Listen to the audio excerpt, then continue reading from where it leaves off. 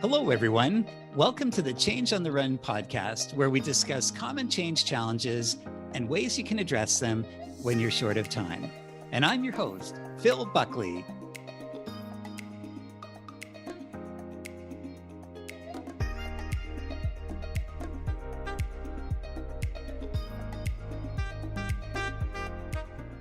Today's topic is defining how people must change. People need to operate differently for positive change to happen. And organizationally, this could include new reporting relationships, skills, processes, coworker locations, and culture. And preparation and readiness for these adjustments require people to adopt new mindsets, actions, and behavior. So, how do you define how people must change to prepare them for taking on new ways of working? And my guest today is Rich Batchelor. Rich, welcome to the show. Hello. Rich is the Chief Change Agent and President of Capillary Consulting, a consulting, learning, and coaching firm to help organizations successfully navigate change. He has extensive global, public, private, and not-for-profit experience, and he's the founder and first president of the Association of Change Management Professionals Toronto chapter. Also, Rich is the co-founder and curator of Toronto Change Days, awarded unique learning conferences for entrepreneurs and educators to attend in 2020 status from Forbes magazine. Rich holds a Master of Change Management from the University of South Wales and a Bachelor of Mathematics from the University of East Anglia. So, Rich, what has been your experience with defining how people must change? Wow, where to start with all of my experience on this stuff? I think it's a fascinating statement to put because the word that jumps out for me is the must word, how people must change. My experiences have been so often having that conversation about defining that need, the pure requirement for people to change. And I'm working with leadership teams and organizations to truly get them to understand the importance of that change, whatever it may be. And, this is where we can talk about, many different types of change and change management activity I've been involved with. I think, I've been doing this for over 25 years. So I go back to a long time of different stories and expectations. I remember the situation when we were rolling out colored monitors onto computer desks for people for the first time and going into that sort of situation of explaining how a computer mouse works to people and doing all that side of things. But, when we look at it from an actual activity of what was required from people, there was no option to not change for these people. This is the key that I think is important when we're talking about this, is recognizing that we're not saying that this is optional change. We're saying this is change that must happen. And this is change that needs to happen and change that people go forward with. One of my perhaps most infamous experiences that kind of relates to this, I'll talk to. It goes back, probably about 15, 16 years or so back now. And it sounds on the surface, we were rolling out a technology implementation, moving people from paper-based activities in a HR and finance department to bringing in all of this sort of scanned documents and digitalization and a lot of this change. And there's a few other things going on. And really, it needed to change because this was a time when I was working in public sector and the people that were involved in the finance and the HR, there was an absolute requirement for them to change because of policy being driven from central government and things like that. But what was fascinating for me was that we went through the change experience with people. And I say the change experience, a lot of people who've done a lot of stuff in the change, about all that stuff around, creating the readiness stuff. How ready is somebody for the change? Going through then making the change things happen and engaging with people, take them on that transition through to the end point where you can kind of step away and say, we've made the change. It's happened. We're good. And the interesting thing for me and why I talk to this statement and particularly with this heading as well is because they didn't really want to change. They really didn't feel that it was a need to change. They really felt it was a change being done to them rather than with them. And I had to do some, should we say, unique approaches towards the latter stages of the change activity with this group. Bear in mind, this is a group of typically people focused in sort of analytical world in the finance side, not people particularly, yet also HR people who some are people, some are caught up in the transactional side of things. And what we found was that when we were looking at the benefits realization and all of that side of things at the end, that these people hadn't actually made the shift properly and made the benefits. We weren't saving the time with all this technology stuff coming through. And the technology was up and running. And I was sat there going, I don't get it. What's going on here? What's not happening? Surely these people understand they need to do things differently. And on a little bit of walking about, I'm like going, well, they look like they're doing things differently. But what became aware to me quite quickly was that they were doing both the old way and the new way. And this was what was not saving us the time and the effort and all the rest of it. So I had to find a way to get people to let go of the old way. And the way I did this was to actually create a funeral for the old way of doing things. Excellent. And it sounds a little bit sort of extravagant, but I went through the whole. But we went through because it was talking to people about letting go and saying goodbye and giving their eulogies to the old system to actually say we don't do that.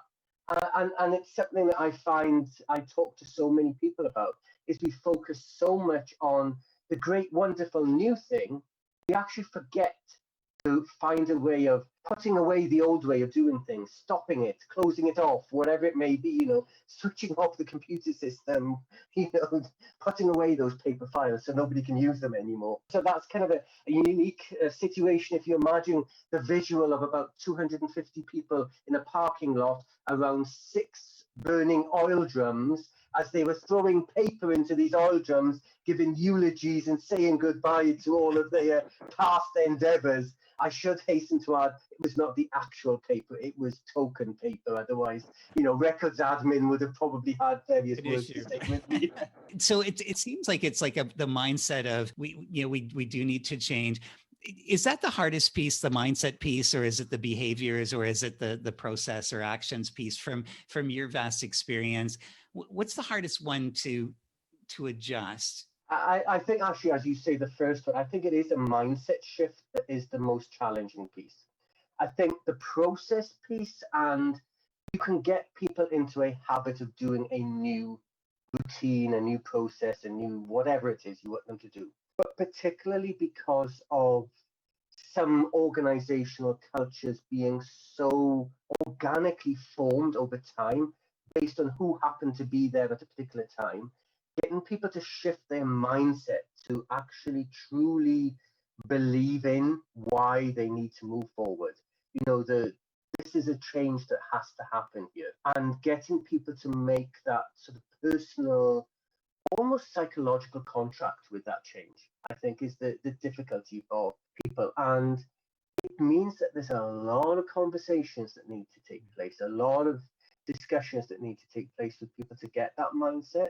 And I also think you have to recognize that sometimes being good enough is good enough for their mindset move.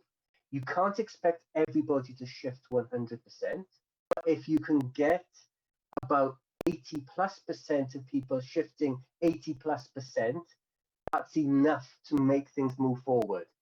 And, yes, you mentioned in my intro about my mathematical background, so I can get a bit caught up in the stat side of things sometimes on this, but I think it's an important recognition piece when we talk about some of these seemingly intangible elements of the change space, that we can recognize that where are you sitting at the moment, and start scoring people and saying, where is their understanding about how much must we change on this?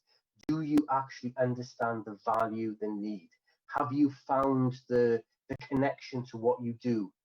Even down to the age-old saying of what's in it for me, the Whipham sort of statement, can you actually define that? And how close are you, or how far away are you from that? And then building your strategies around that understanding. There's no good going in and trying to do this mind shift change with people to understand this if you don't have an understanding of where their mind is in the first place. So getting that sort of benchmark baseline is really important. Okay, and I find it really interesting you're talking about, good enough is good enough. And And that we know there's no perfection in anything really in the world, although we strive to get it. But I had one circumstance where, which was enough, was that the person wouldn't block it. Like, he was just so ingrained, but it was just a huge win when he essentially said, okay, well, do it, I'll follow it. I don't like it, but I won't get in your way, which that's all you need. You're not going to convert someone to be a evangelical supporter of something they truly can't get. Have you had that experience too? Oh, absolutely. I've done some huge changes, and I did one change effort about 4.5 years ago, and it was a big international, global, 160,000 employee type entity that was doing some relocation and restructuring pieces. But one of the key things to the activity I got involved with, and I still encourage others to think about this, is when you're looking at shifting people's mindsets, where do they need to move, what's their relationship with the change? Are they, everything from, enthusiast to saboteur and all phases in between that might come along. Far too often it's easy for us to just focus on the negative responses for people and say we must turn all negatives into positives, when actually maybe all you need to do is stop the person being the saboteur and just get them grumbling in the corner. And, I can live with a grumbler if all they're doing is kind of going, I'm not happy, but they're still moving forward with things. That for me is a successful transition of moving mindset from saboteur, where they're like, I'm out to kill this. Whereas, you need to have that understanding of the continuum. And I'm a big advocate for not using just resistance management plans, but actually using engagement plans, which include those that are negative and those that are positive, and even those that are, as you say, neutral about it. Mm-hmm. I couldn't care. I'm just like, meh, whatever. So be it. Maybe that's all they need to be. And that's good.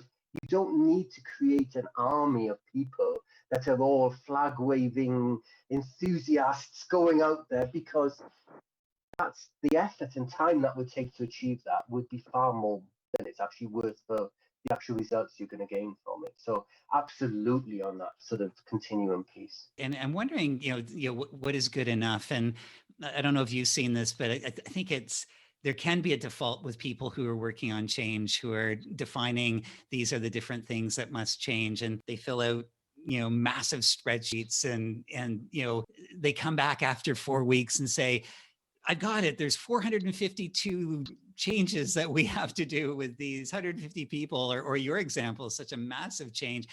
And the math doesn't work, I would suggest. Yeah. How do you manage a situation like that when you could have an extensive list that you can't manage?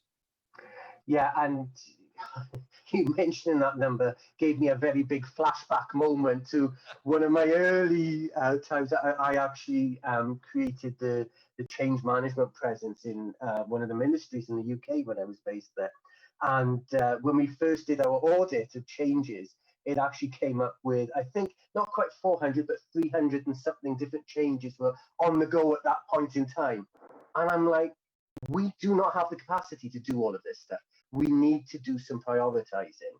And it was an interesting piece for what we did on that. And I've kind of carried that forward with a lot of work that I've done since with that, is sometimes it's very easy for us to focus on the change we can do as being our priority. And I actually flip it round and I say, which change is going to have the best impact on the actual customer, client, organization, consumer, whatever it may be, depending on the type of organization. Because I think it's a little bit, lazy, I suppose, in a way, if we just do what's easiest for us to do, rather than what's best for them to actually move forward.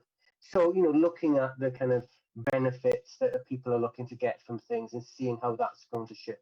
And also not just doing change for now, doing change for the long term, sustainable change. That sort of activity needs to be change that sticks within an organization going forward. Isn't just a moment in time where something's happened and things go on.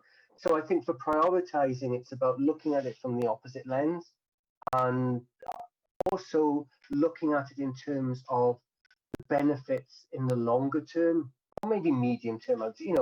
1 to 3 years on rather than just 1 to 3 months of benefits so that you're actually getting into that side of things. That would be my other thing. Looking at what resources you've got to play with. You know, my first department of change was a department of 1, me. So that was it. So. Isn't it funny? And you're responsible of 8, tracks of work, and Yeah, how far can we spread, Rich? absolutely. When I left that role, they actually ended up hiring 3 people to replace me. So draw your own conclusions on that. But Always, always a compliment. And how about a scenario where you know how much change that needs to be done, but your client, or maybe you worked in the organization, and their mindset is this really isn't a big change. Their view and your view are polar opposites. How do you address that? oh, it's always a difficult one when you're not on the same page, or maybe not even on the same book of pages. You have to have that conversation. And for me, I would say that there's 2 approaches I take with this stuff. One is really about almost flipping it on its head and saying to the client and whoever else is involved in making decisions to move things forward. I don't want you to look at this as an amount of effort that we need to do and things like this. I want you to look at this as an investment in the legacy that you would attach to your name. I want you to look at how much payback do you want to get from your investment. And, that tends to be more in a commercial setting because they're looking at, bottom dollar and all that side of stuff. So I'll have that conversation. And often it will be relating things like, what's your largest line item in your company accounts? It's normally something like salaries. So don't you want to get the best bang for your buck on that side of things? So let's look at this. What I'm asking you to invest here in terms of effort is only a fraction of a percentage of what you spend every year in terms of salaries, and kind of playing that stuff onto it. That's if they are not understanding the effort required for the change. But there's also the point where they do understand the effort for the change, but they don't want to actually get involved and pay that or do that. They want the quick fix. And then it comes down to a conversation. And I will be totally truthful. Sometimes that conversation results in us agreeing to disagree and not working together. But I do believe in having a conversation that then turns around to, okay, so what do you think you should have for what you're willing to pay? Right. And try and get them to almost scale up and price up and cost up what they want to do and what they are willing to get or what they expect to be getting. And then it comes down to questioning and having that clever question go, so you say that you just want 10 people to start doing something differently. Okay, so of those 10 people, how many other people are dependent on the work that they do in your organization? Oh, well, there's this team and this team. So maybe there's another 40 people. So you've got another 40 people that are dependent on those people changing the way they do things. Is there anybody that provides anything to those people in the first place, those 10 that need to change? Because they start to come in and you start building out this almost network or ecosystem presence for them to realize how much touch point this change does have and how many people are affected. And this is why they need to spend some more money. All of that said, sometimes you do just have to say to a client, well, if this is all that you budgeted for, this is all I can do. And maybe all I can do is provide an advisory service rather than a doing service. Maybe all I can provide for that amount of money is telling you what you should be doing, but then it's up to you whether you actually do it or not. Sometimes you do have to have those conversations. Perhaps I'm fortunate because I've been doing this for so long that I'm a little bit more selective in what I get involved in and engage with. And I'm fortunate people know the sort of change activities and engagements I like to do. But I do recognize that there's a lot of folks out there that are in their sort of first half dozen years of change experience that I really want to take something on, and they have to kind of cut their cloth according to what they can do with what's available to them, and maybe have to make compromise. And sometimes you do focus on just, okay, I'll just focus on the 3 tenets of education, communication, and engagement. And that's it. Those are going to be my 3 things. I'll make sure you get the right people educated at the right time. I'll make sure you bang out some communications at the right time. And hopefully both are done in a way that engages the population as required. How about when you do say, hey, these are the changes that are required with your team?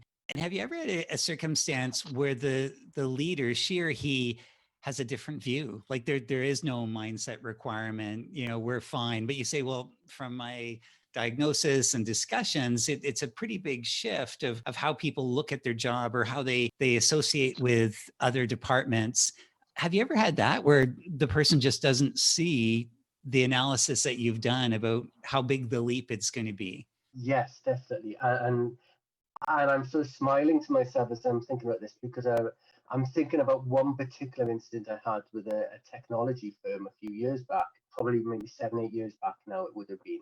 And they were looking at, it was kind of like a merger type setup where they were kind of bringing in a couple of other organizations, and it was kind of restructuring pieces and trying to get common value, strategy, that sort of side of things was what was needed.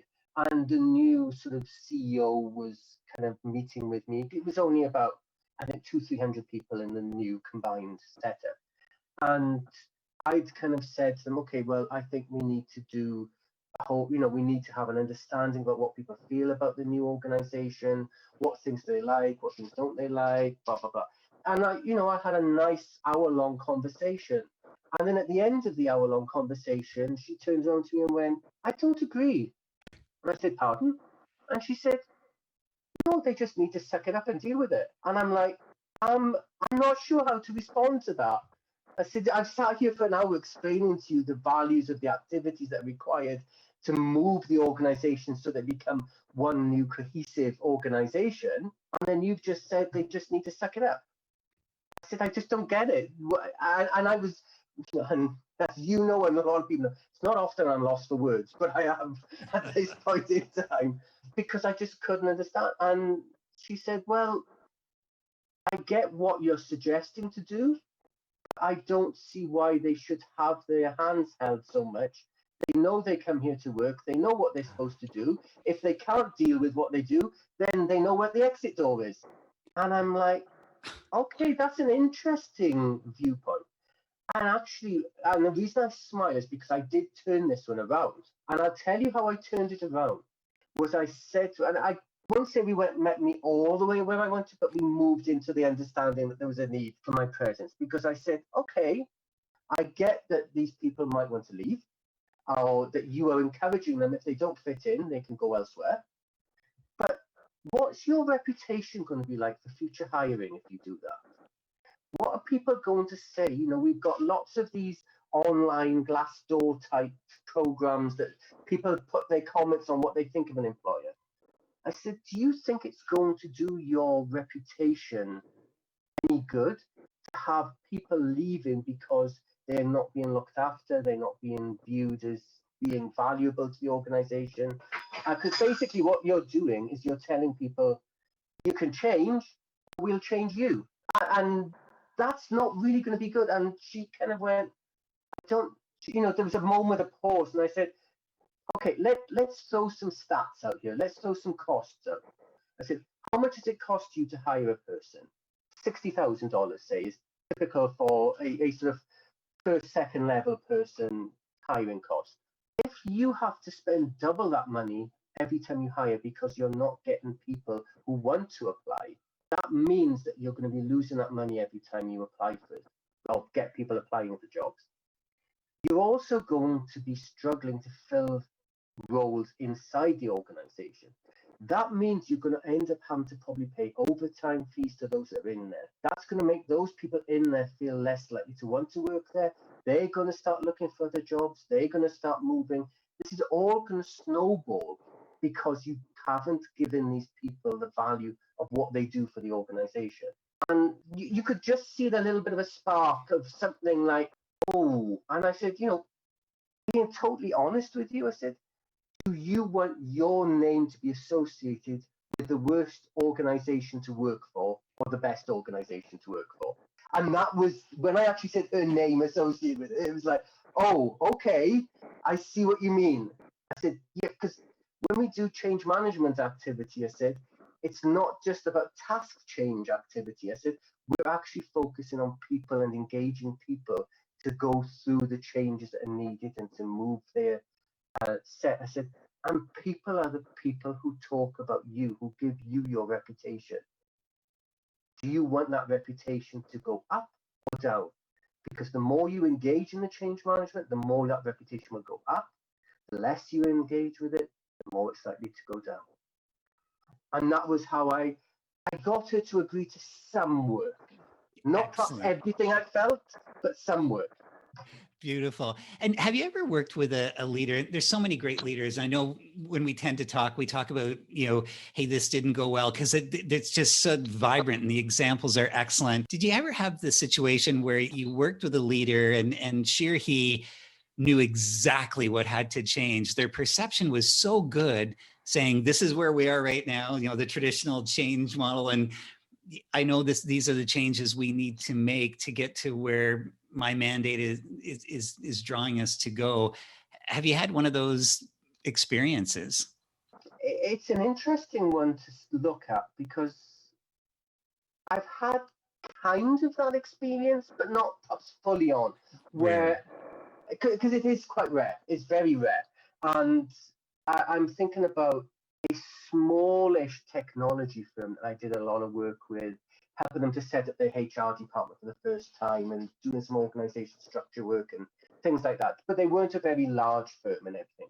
But I was so impressed that the owner of the company, the leader, the top person, actually reached out and said, our company is upscaling. We're going to have more people. We need to look at what we need here. So I need a change management person to do this. And I was just so impressed that they kind of connected change management person with helping their organization be better, and recognizing that as they were going to go through this expansion plan over the coming X number of months, actually years it turned out to be, but so that they needed somebody to be supporting them. Not necessarily somebody full-time involved, ingrained in the organization, but somebody who could be a blend of consultant and advisory coach to them throughout this experience. And the fact that he recognized and reached out for that really impressed me. And I found that as a leader, he was very, very understanding of that stuff. I found out actually that about 6 months into my work with him, that he actually had a background in psychology. Wow. So it kind of made sense a little bit more to me why he got this side of things. But he was working in tech. So he was doing an IT sort of startup that was so many years into its game and building and growing. And that was kind of interesting that that's one of the leaders that stands out. There have been a couple of others, but unfortunately, as you say, it's 2 or 3 of those compared to 22 to 23 of the others. Have you ever had an experience where you're working on one change and again, you're defining what needs to change, but then there's 4 other major changes going on in the same organization with 4 other Riches working on it potentially, and those requirements might not mesh well with the ones that you see. Have you ever experienced that? Yeah, far too often, unfortunately. I think it's the nature of the world we live in these days. There's no opportunity for distinct change to happen. We've got overlapping change. So whenever we're actually working to deliver a change initiative, whatever it may be, we have to be looking at what else is happening at the same time. And I think about situations from public sector that I worked in the past where one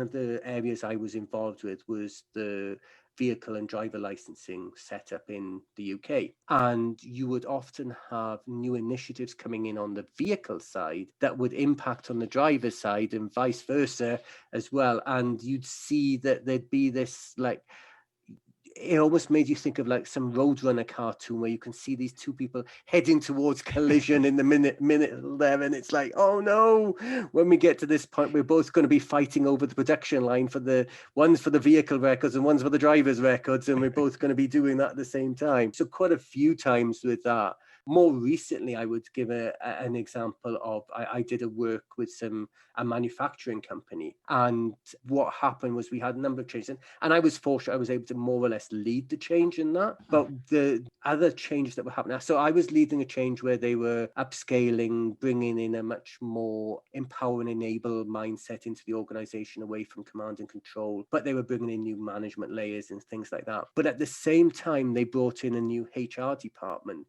head, and we had both of us working towards similar goals at the same time in terms of who should be doing what at different middle manager leadership levels in the organization. I was looking at it from a behavioral coaching. They were looking at it from writing job descriptions and job profiles. And that was a bit of a conflict piece that we had because we were kind of stepping on each other's toes a bit. And we had to have a sit down around a table and just kind of say, so these are all the things. And it was a great post-it note exercise because we just put all the post-it notes and said, okay, so I'm taking these post-it notes and you're taking those ones. Are we good with that? Yeah, we're good with that. Great. That's how we did it. Oh, that's amazing. Isn't it incredible that just getting people in the same room or on the same Zoom call chatting through, you'll figure it out and then you won't keep bumping into each other. Absolutely. There's so much, written on how to manage change and sort of the different processes you can take to, understand what needs to change. But often there's not a lot of time to follow what might be prescribed. And what would be that kind of one thing that 80-20, I do this because it's all the time I have, but it will give me the best result? Depending on the organization, depending on the change, there's one or two options I would take. And a lot of people deal with technology stuff. So I think for me, the quick piece for it, if it was a technology-based change, would actually be to go and understand who's done this technology implementation before. Almost, it may sound a little bit sort of, I don't know, ripping off the competition or whatever I want to call it. But, there's lots of stuff out there with technology stuff. The people who own those technologies, they've done this rollout probably with many, many other organizations. Turn around to that company and say, okay, we haven't got a lot of time to do this. What have you done that's worked? And typically that will be around, quick and dirty fixes around what we can roll out, when we can roll out, education, training stuff, things like that. If you're not doing something like that, if it's more maybe what I would refer to as a cultural sort of value shift, maybe an organizational restructure piece or things like that, that's likely to bring about a lot more emotions from people. And I think for me, that's where I would go and play to the emotional side a bit more, would be my initial piece. And I would do simple things that allow people to have that letting go. I'm a great advocate for William Bridges' model of letting go, transition, that type of stuff. And I've found time and time again, creating a whole range of memory boards for people has been really successful with that stuff, so that they don't forget the old, but they find a place to park the old.